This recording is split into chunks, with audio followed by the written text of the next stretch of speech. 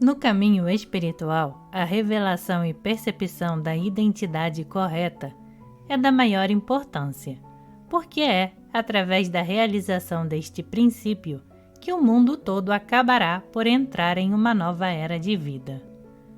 Muitos poucos, durante o seu período humano, vêm a conhecer sua verdadeira identidade ou a identidade de seus amigos e parentes.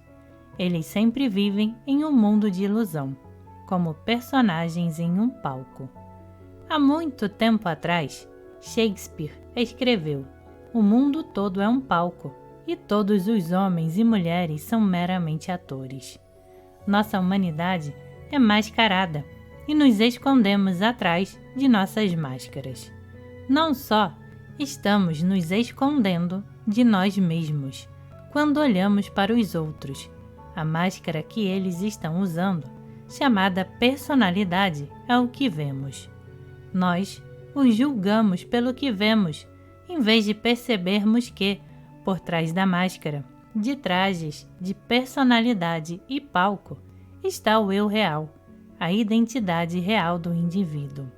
Enquanto persistirmos em julgar uns aos outros pelo que parecemos ser, todos nós estamos tomando parte em um grande baile de máscaras, olhando um como Romeu e o outro como Julieta, um como Hamlet e outro como Satanás, nunca percebendo que, por trás do baile de máscaras, existe um ser imortal que nunca nasceu e nunca morrerá, que é uma manifestação individual do divino. Na medida em que a vida é vivida pela mente e pelo corpo, é impossível viver a vida de nossa identidade real e compartilhar a experiência mediante de comunhão uns com os outros, que vem quando vamos além do corpo e da mente de uma pessoa e atingimos o reino de sua alma. O homem é composto de 3 partes: alma, mente e corpo.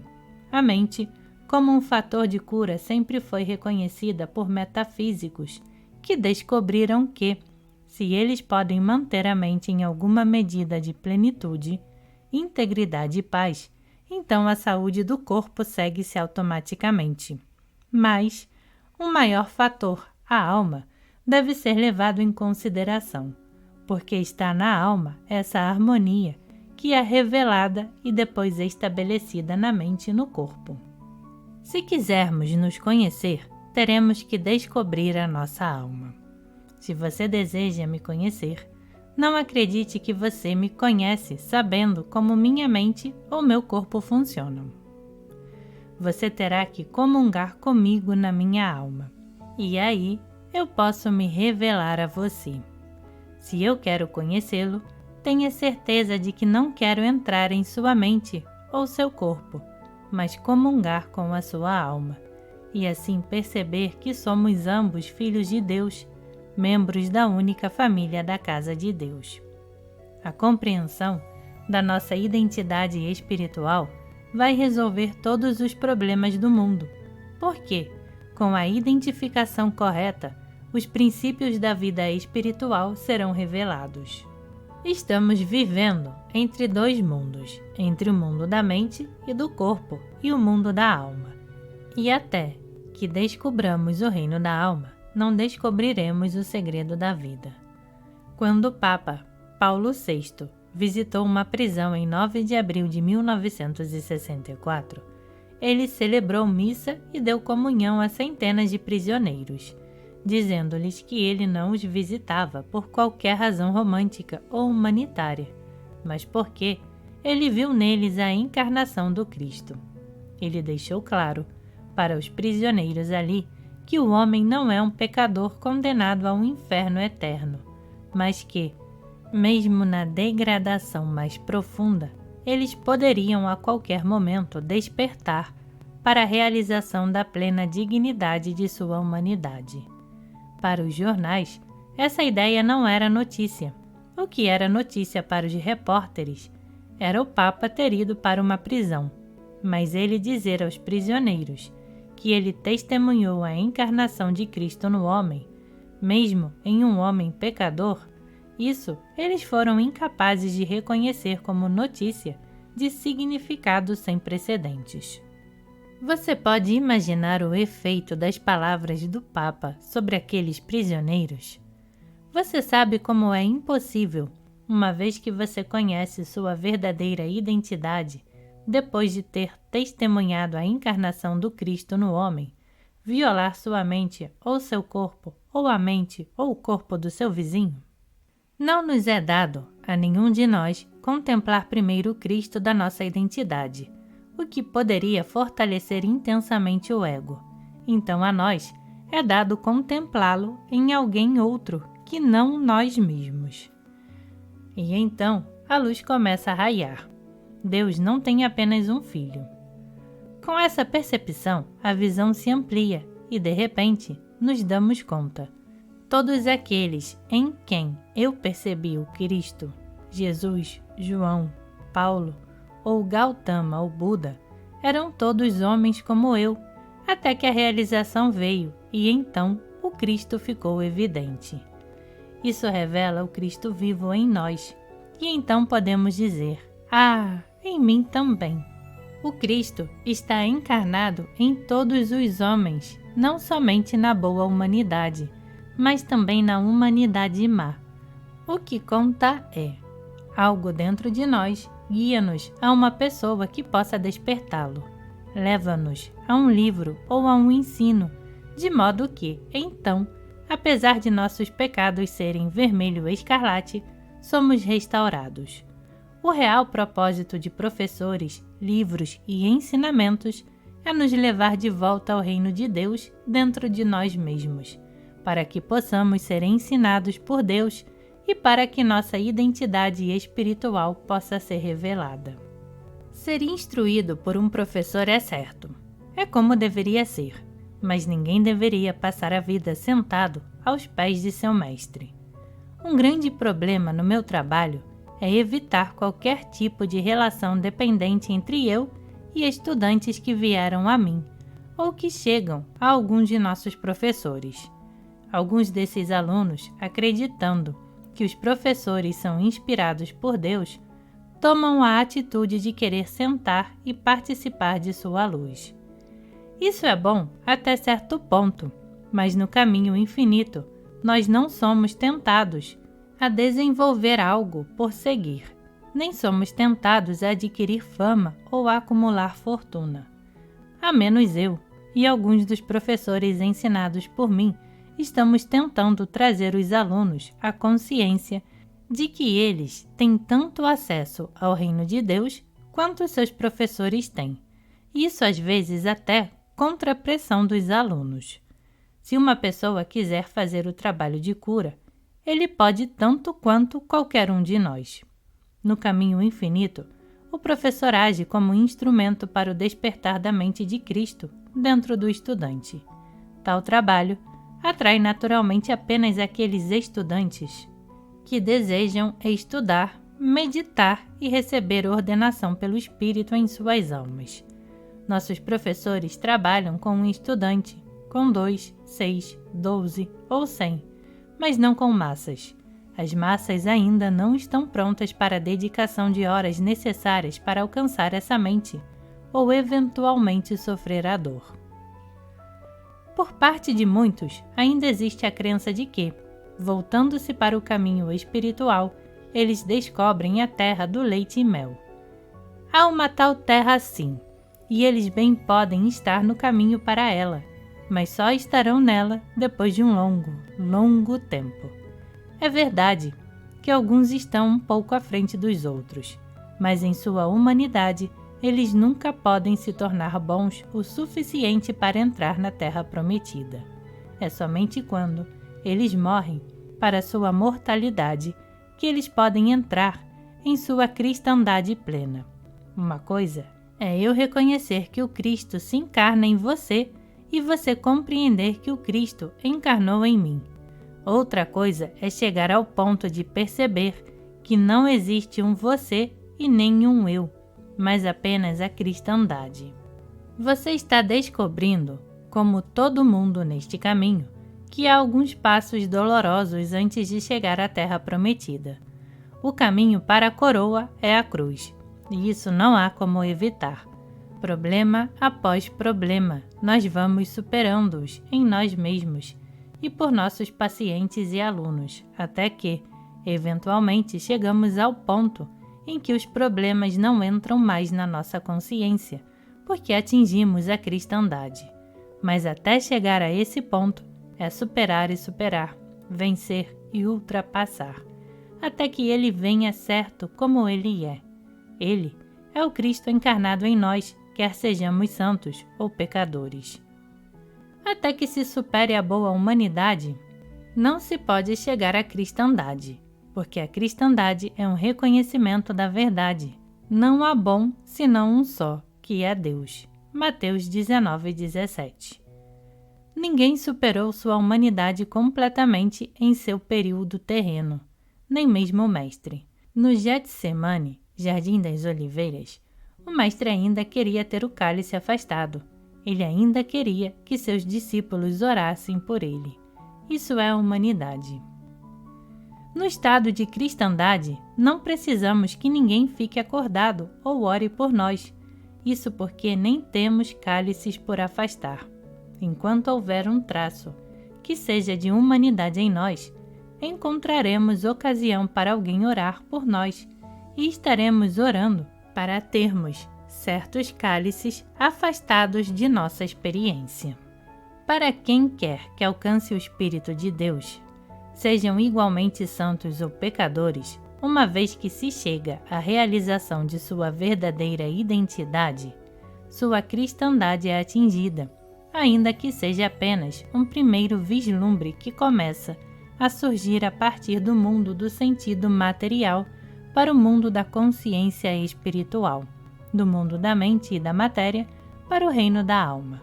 Aqueles de nós que tiveram um vislumbre de nossa alma ou da alma de outros, perceberam que existe o reino da alma em cada um de nós, um reino diferente do mundo em que vivemos, esse mundo que é composto meramente do clima e da paisagem, da saúde e da doença, ou da riqueza e da pobreza. Quanto mais nos elevamos na realização de nossa identidade crística, maior o grau de agitação interior. As coisas e pensamentos que eram inteiramente naturais para nós, quando vivíamos totalmente no reino da mente e do corpo, tornam-se muito desagradáveis quando chegamos ao reino da alma.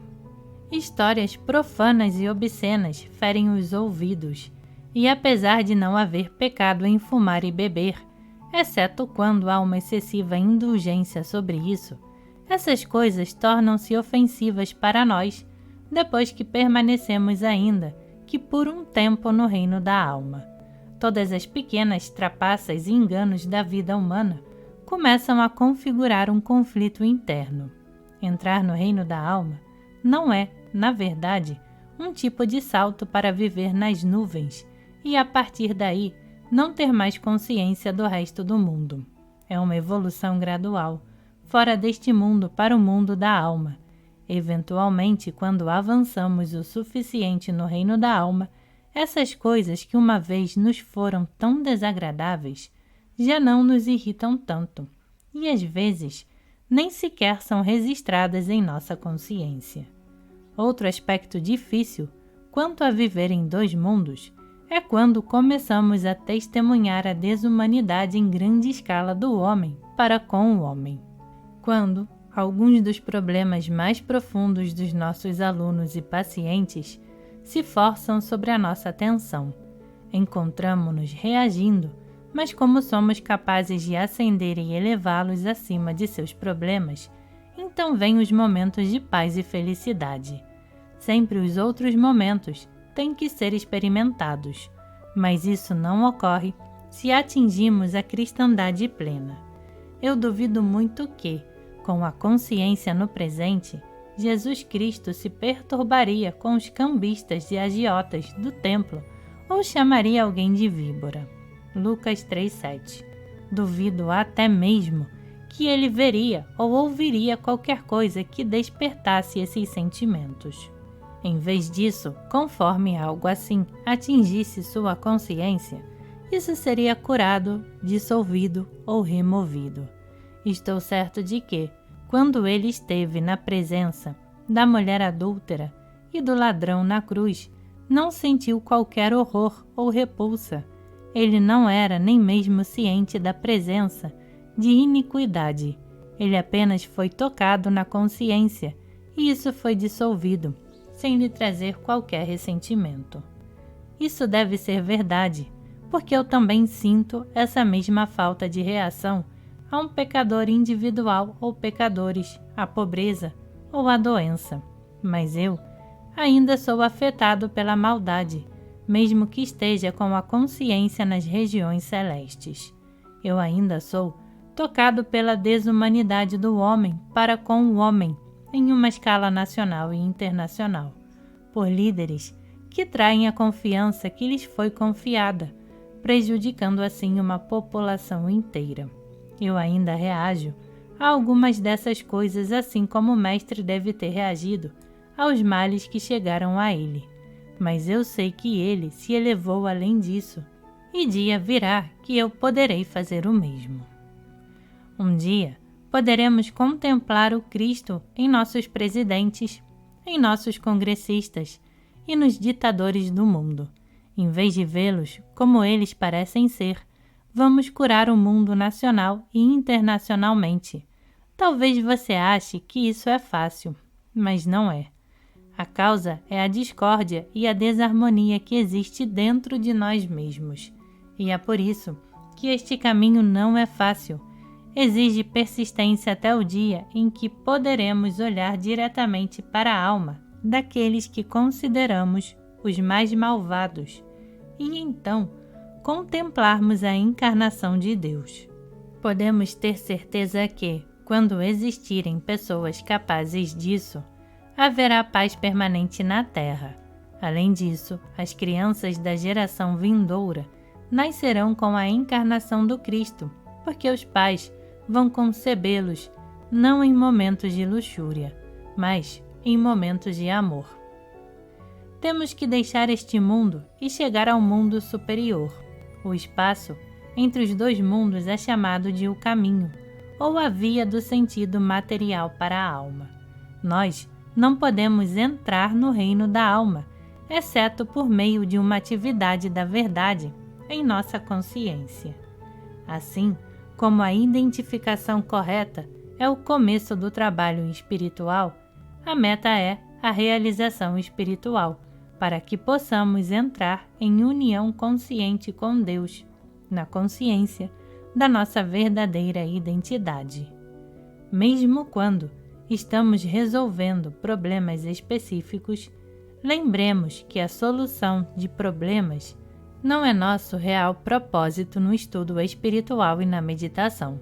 O objetivo é a realização, ser pleno de Deus, ser preenchido totalmente pelo Espírito de Deus. Quando vamos a Deus, temos de ir pelo dom de Deus, não por um coração, fígado ou pulmões. O dom de Deus é um impulso espiritual que toma forma na mente e em seguida surge como um corpo harmonioso. Mas se não recebermos esse impulso, nunca teremos a forma. O dom de Deus não é dinheiro, não é um automóvel ou uma casa ou propriedade. O dom de Deus não é nada que participe de uma natureza material. O dom de Deus é algo de uma natureza espiritual incorpórea. E quando recebemos esse dom, ele se traduz em nossa experiência de forma tão tangível que pode muito bem ser como veículos, casas ou propriedades. Um compositor recebe um impulso na mente, que toma a forma de uma melodia, e depois a melodia sai da voz, do piano ou do violino. Também, o inventor recebe um impulso, que toma forma como uma ideia, e então ele pode levar a ideia e moldá-la como um telefone sem fio ou qualquer outra coisa. Mas Deus não pode dar ao inventor um telefone ou qualquer coisa de natureza material. Se oramos pelo dom da consciência da presença de Deus, a mente interpreta esse conhecimento na forma de algo tangível, que pode ser compartilhado. Princípios espirituais são tesouros que guardamos no céu. A saúde humana ou a riqueza humana podem desaparecer, mas, se temos o Espírito de Deus em nós, ele restaura até os anos perdidos que o gafanhoto comeu. Joel 2:25. Portanto, que diferença faz se perdermos ou doarmos tudo o que temos, desde que tenhamos o Espírito de Deus, que é a substância de tudo? Há apenas um motivo real para qualquer um que já entrou no caminho espiritual. Ele pode ser realizado, preenchido pelo Espírito de Deus. Em tua presença, a plenitude de alegria. Salmos 16:11. A plenitude. Poderíamos ter plenitude de alegria sem saúde, abundância, boas relações, moradia? Caso contrário, como poderíamos ser plenos? Como poderíamos estar cheios de alegria?